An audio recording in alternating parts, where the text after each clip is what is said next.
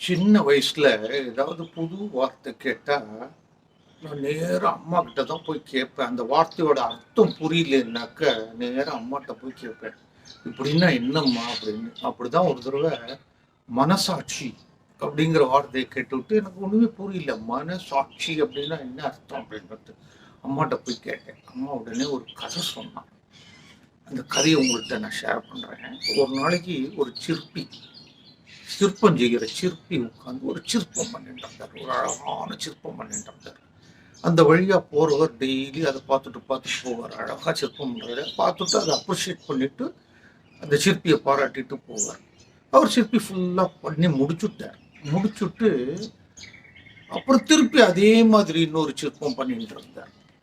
உடனே இந்த வழியில அப்படி டெய்லி பார்த்துட்டு போறவர் அவர்கிட்ட கேட்டார், "2 சிற்பம் பண்றேளா?" அப்படின்னு. "இல்ல இல்ல, எனக்கு ஒரே ஒரு சிற்பம் தான் வேணும்" அப்படின்னாரு. "பின்ன 2வது பண்ணிட்டு இருக்கேளே?" "இல்ல இல்ல, இதுல ஒரு சின்ன தப்பாயிடுத்து." "அப்படி என்ன தப்பாச்சு?" "நீங்க பாருங்க, உத்து பாருங்க தெரியும்" அப்படின்னுட்டு.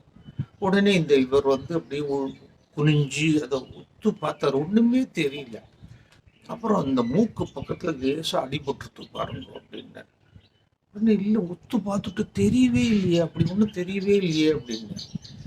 உடனே அவர் வந்து ஒரு ஒரு பெரிய அந்த மேக்னிஃபையர் கிளாஸ் காமிச்சு லென்ஸை காமிச்சு, இப்போ பாருங்க தெரியறதா அப்படின்னாரு. அப்போ பார்த்தா தெரிஞ்சுது.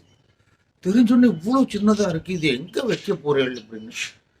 இந்த கோபுரத்து மேல இருக்கும் அப்படின்னு. கோபுரத்து மேல இருக்கும், இங்க எனக்கு பார்த்தாலே தெரியல, கோபுரத்துக்கு மேல யாருக்கு தெரியும்?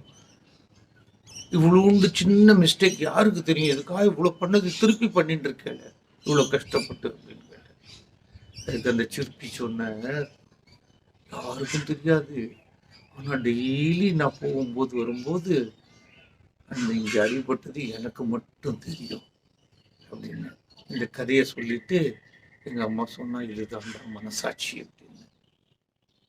புரிஞ்சுதா? மனசாட்சி அப்படிங்கிறது எவ்வளவு ஆழமானது, நமக்கு மட்டும்தான் தெரியும். அதுதான் மனசாட்சி.